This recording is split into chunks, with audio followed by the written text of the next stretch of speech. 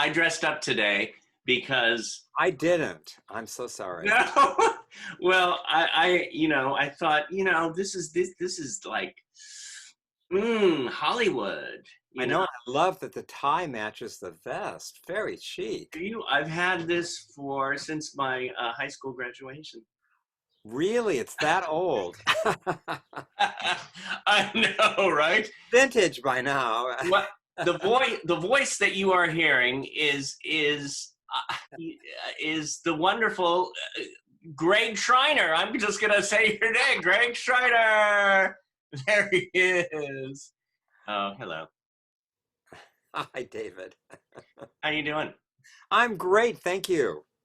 Good, good. I have this whole thing worked up, but I love how it just flows sometimes.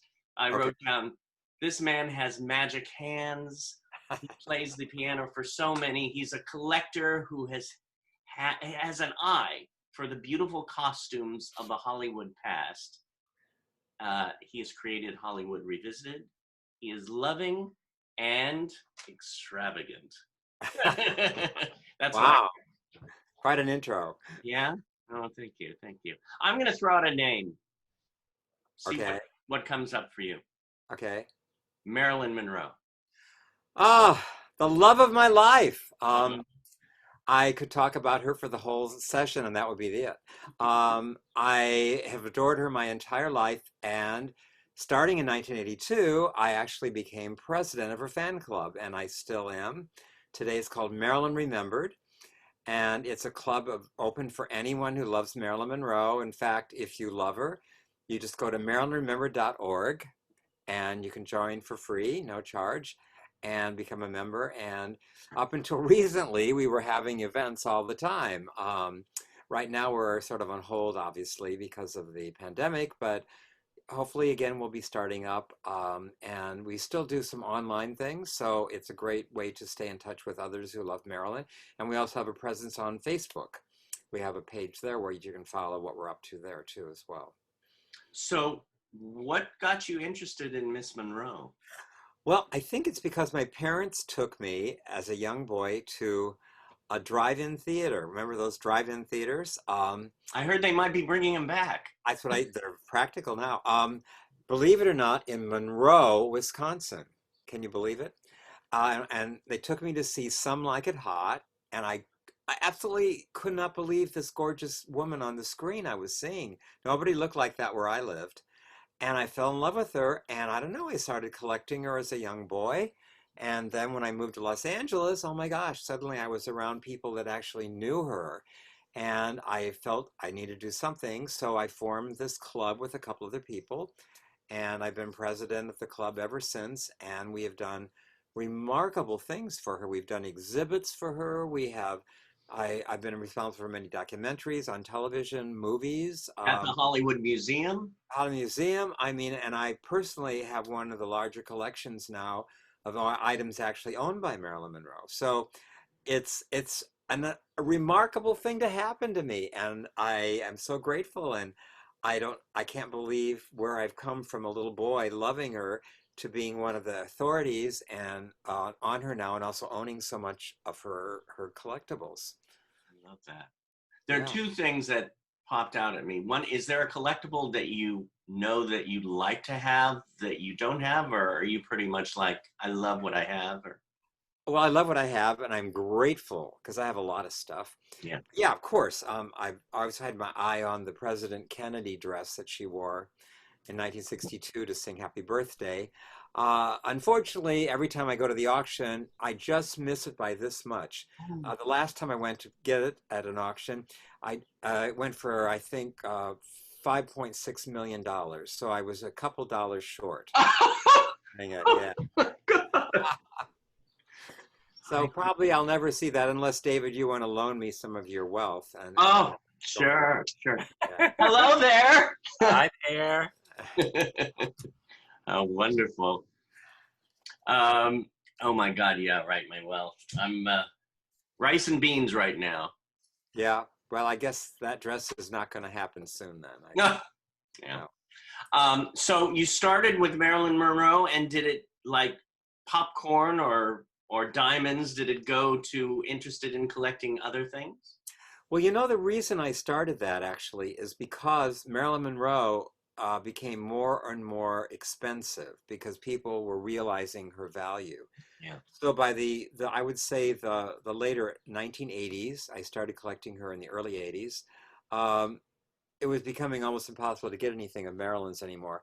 But I was falling in love with movie costumes and the whole sort of ambience that came with it of owning things by stars and what they wore in the movies, and then seeing them on TV and having the costume sitting next to me on the sofa while I'm watching it and seeing it right there. And I thought, I'm going to start collecting other stars. So I did. And one day I woke up and I had 500 in my closet. And I go, whoa, how did this happen? Do you ever like just say, I'm gonna wear that one today? You know, I have worn things, but the men's things. I do collect men as well as women. I've never worn a woman's thing for several reasons, including the fact that I'm really too big for anything women-wise. So Okay. it wouldn't have worked even if I wanted to. I know. Well, I do have to say I have one dress in there, and I wanted, what is it? it's like a '60s muumuu or something. Uh-huh. Very flowerful. It was my mother's, and it's so '60s that I wanted to save it. I've only worn it once for Halloween, but I look at it once in a while. I bet you were stunning. Me Stunning. and my little glasses. Uh, I put a hat on and a wig, and I was like, "Hello, let's get some gefilte fish." No, you're a spitting image of your mother, I'm sure. well, she doesn't have a New York accent Okay. because she's from Mississippi, Okay. but um, so gosh, I'm thinking about all the collectibles you have now. You might have some surprises for us. Yes, if you. Well, I brought a couple things in, three things to show you today. Now, is this from the Hollywood Revisited collection? Well, everything is Hollywood Revisited, in the sense, what happened is because I had so many things, I decided there had to be some use for all these costumes. So I thought, why not put a show together using the costumes and have singers and dancers wear them and recreate moments from the golden age of Hollywood. And I would play piano, which I do for a living anyway, Beautiful. and narrate the show and make it into a really big production. So I did that way back then, and it's grown and grown now to where I have taken the show to some of the most major theaters in the country, and it's been very exciting to play in these 2,000 seat theaters and have a full house of people loving the show. It's amazing what, if you have a dream and you keep pursuing it, it can happen. Yeah. And that is the case here.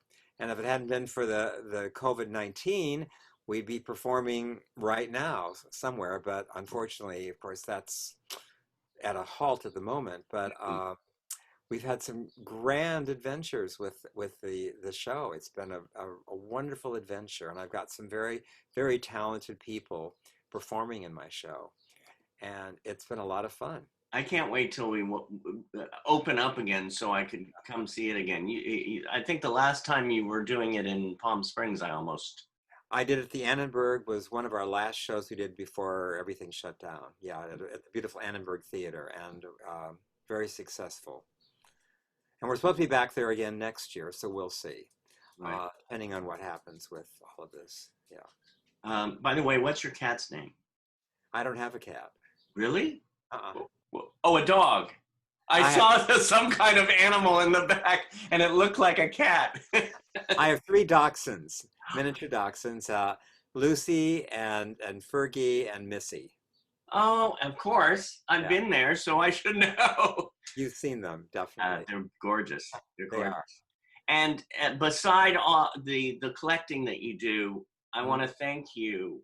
I'm jumping a bit, and I'm going to come back, but you are a master piano player, and to have you play for me and play for everyone out there that comes to you, it's you brighten them up. with you. Well, may I say on behalf of you, it's easy to play for you because you're musical and talented, and those kind of people. It's not an effort. It happens. It's easy for me. You make me look good, Oh, sound good, because you're so good, and that helps a lot. we go together like. So yes, let's see these outfits. Okay, I have three for you. The first one was worn by Betty Davis Yes. in a movie called All About Eve. And it's a very famous dress. And in this particular scene, she's at a party, and she comes down the stairs to greet everybody. And she looks out at the crowd and she goes, "Fasten your seatbelts. It's going to be a bumpy night." That's the dress. And here's the dress. I'll see if I can get it in the screen for you here. Oh my Okay. God. I love it. I love it. Okay. Thank you for this. This is exciting. This is fine. So are you sort of seeing this? I hope you can. Yes, that's the dress. This is the dress. Oh, cool. And interestingly, it was actually made for Claudette Colbert. She was supposed to be the star of the movie, and she had to bow at the last minute because she hurt her back. Oh. So Betty Davis stepped in her place, and the dress did not quite fit Betty. And they didn't discover it until it was almost too late, and the shoulders didn't stay up, they fell off. Right. Betty loved the way it looked that way, so that's why they left it in the film. The shoulders are off rather than up where they should have been. So it's kind of fun that little story, and it's got mink cuffs and mink pockets, kind of fun. And very voluminous, you can't see all of it, but it's a huge skirt. And of course, she looks fantastic in it. So it's a great story. Betty Davis is Yeah. All About Eve. All About Eve. That's the movie. A grand movie. One of the best. Oh, And Edith Head creation. oh my God, that in itself is a. Yeah. Well, that's a fun one. That's amazing. Thank you for that. Then I brought a male costume because I figured you needed to see that, and hopefully you can be showing the video or the stills of them. Oh yeah, we're showing them. This is a costume from a movie called Shakespeare in Love. Yes. It's Joseph Fiennes' Romeo costume. Oh my God. See here. It's absolutely stunningly made. Beatrice Dawson made it, and she won the Academy Award for Best Costume Design. It's really gorgeous costume. Of course, he really filled it out beautifully too, if you remember in the movie. Yes. Yeah, so that Now, didn't hurt either. Tell me, Yes. Is that a costume you've worn? Yes. I tell you, I wanted to jump right through that screen into that costume right now. I can actually say I've been in Joseph Fiennes' pants. Oh! You may want to edit that out. I don't know. No. Why not? Why? It's perfect. It's such a gorgeously made costume that I thought you would appreciate that aspect Yeah. of it. It's really stunning. That really is stunning. Wow. Oh, And I love the colors. I mean, blue is my favorite, but then with the gold, it's amazing. gold, and then it's got jewels and beadwork and things too. It's just really, really stunning. And then to conclude, I brought, I think, one of your favorite stars and mine, Barbra Streisand. This is from Funny Girl, or Funny Lady, excuse me, Funny Lady. This is a very unusual costume, and you'll see with the still a picture of her wearing this. It's an Arabian costume that she wears in the movie, and it even has a hat that goes with it. Oh my God, look at that. Kind of fun. And a number in the movie, and I'm a big fan of Barbra Streisand, so of course I wanted to show this one. And this is a Bob Mackie creation. Bob Mackie's one of the best designers of that kind of glitzy, beaded kind of thing. He's really a genius at that. And if you can see how gorgeous this is, covered in pearls and other jewels and rhinestones, and quite stunning. Look at those pearls. I know. They are gorgeous, aren't they? Oh my God. So I mean, to hear those names, to hear Streisand and Betty Davis, and then Edith Head, and the designers, the stars, and they're all right there. Such history. It's Yeah. like oozing out of the screen.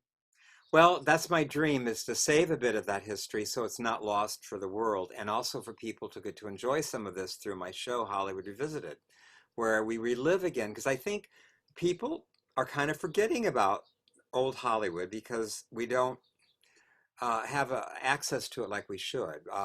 Yeah.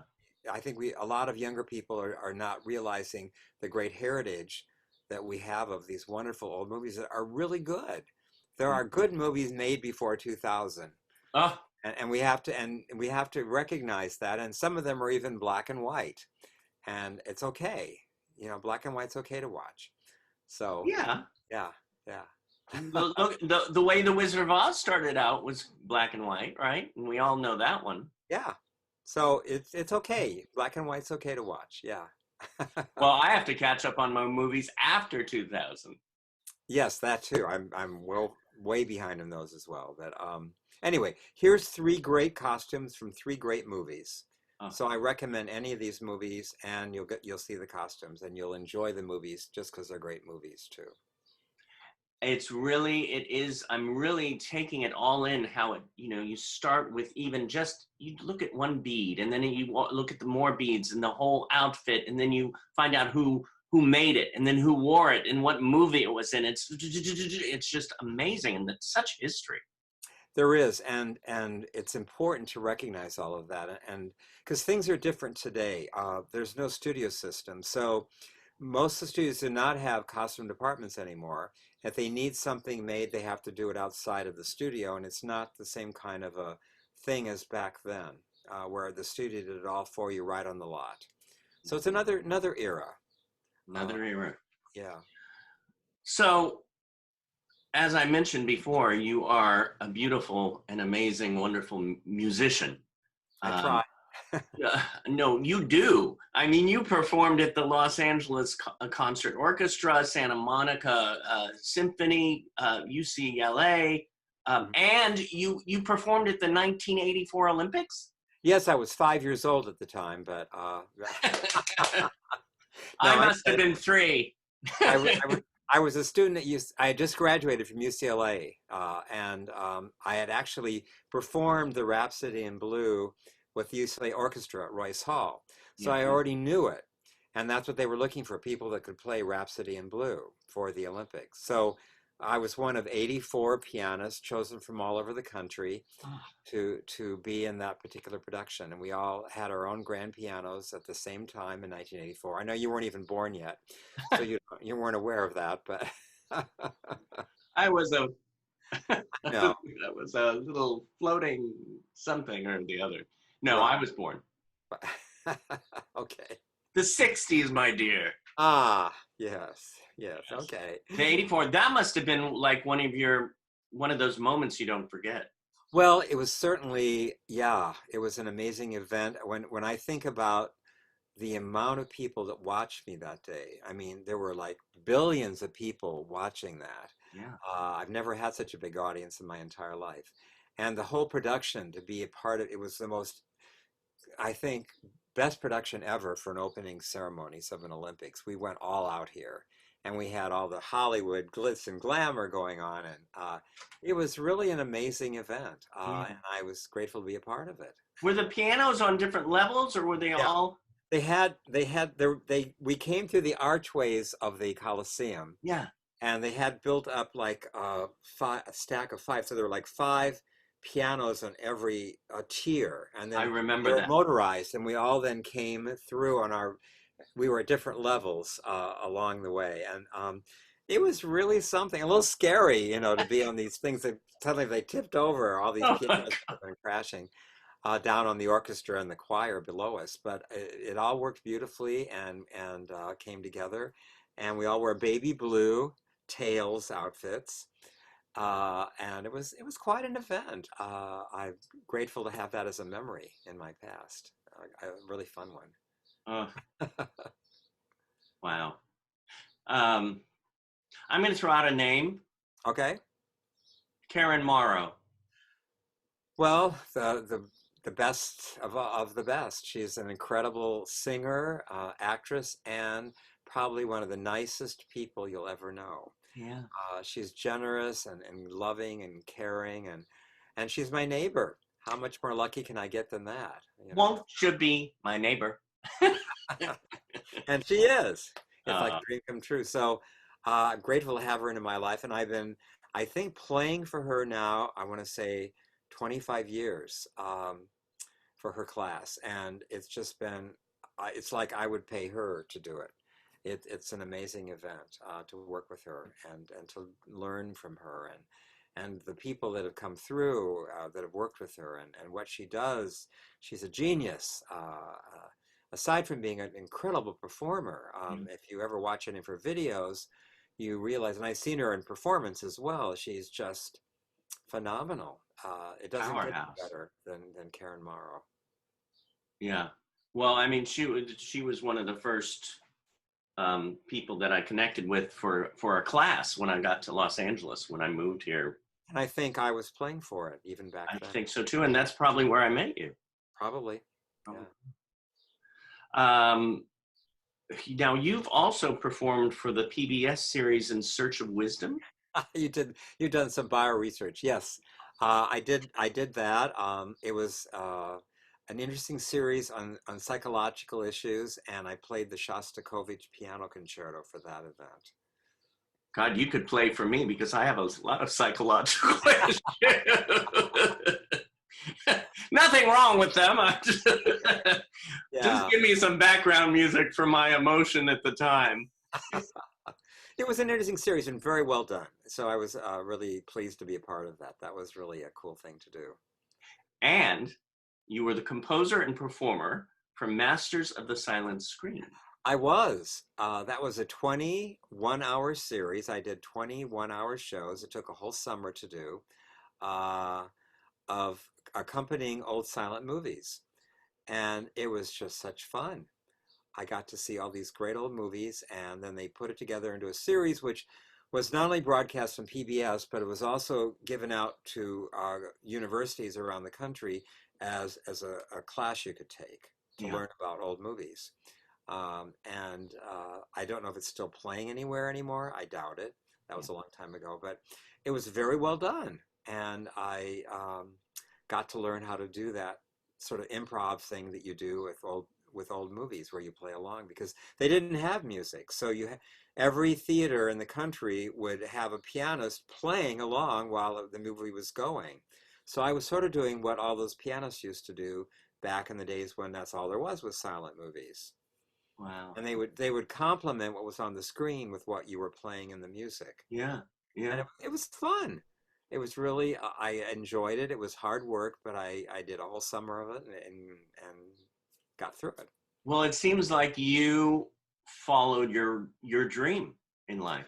Well, I got to do a lot of fun things. I always wanted to be a movie star. Mhm. Never achieved that goal exactly, but through what I do, I'm a performer now, and I have actually been in several documentaries on television, and I was even in a movie in the sense that they made a movie about the club, Marilyn Remembered, which is an hour and a half one. It played at the Egyptian Theater in Hollywood, and it's a good movie. And so I got on the big screen at least once. Oh, wow. What right now, what is your biggest dream? I think to be able to perform again right now. I mean, that's my wish anyway. As far as dreams go, you know what? I've had a rich, full life. So aside from still hoping I'll be a movie star, I think I'm very happy doing what I'm doing because I love everything I do. I teach at a college, Santa Monica College, and I perform with my show, Hollywood Revisited. I'm president of the Marilyn Monroe Fan Club. I work with Karen Morrow. I mean, and I've got a fabulous church that I'm organist at. Yeah. So I feel like I have been incredibly lucky with my life, and I'm doing a lot of wonderful things with a lot of wonderful people. And how many people can be any happier than that? I don't know. It's like you got everything you need. I just want to start performing again. You will. Hollywood Revisited is a stunning musical and dance review, which showcases a dazzling lineup of costumes actually worn by the stars in the original Hollywood films. Hit me, hot, watch me bounce, hit me when the hot done watch. Set to the lush and classic music of old Hollywood, sung and danced by top performers from Hollywood and Broadway, Hollywood Revisited is a unique and entertaining musical spectacle where you get to see, experience, and learn about the one-of-a-kind costume creations of Hollywood's golden age. Greg Schreiner, the creator and host of Hollywood Revisited, is not only a classically trained piano virtuoso, but is also one of the foremost collectors of Hollywood's wardrobe treasures. Greg's legendary collection of over 350 unique designs has appeared in museums all around the world. Fasten your seatbelts. It's going to be a bumpy night. I feel groggy and weary and tragic, punchy and bleary and fresh out of magic, but alive. You know, I just flew in to be here, and boy, are my arms tired.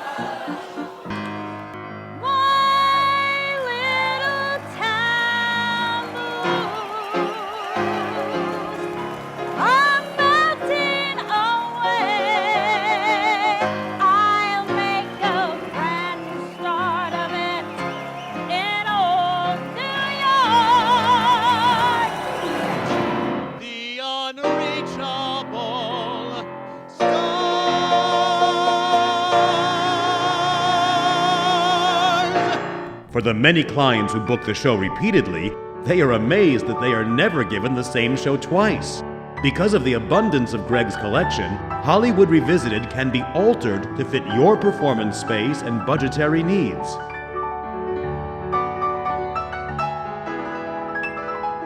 The greatest star!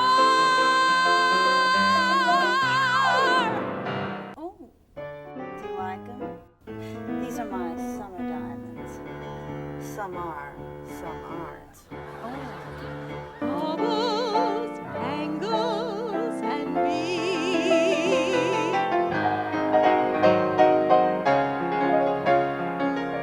We're excited to provide entertainment for your next corporate event, cruise voyage, or local performing arts center. Hollywood Revisited, the show that lets you reach out and touch the fabric that dressed the stars. Hollywood!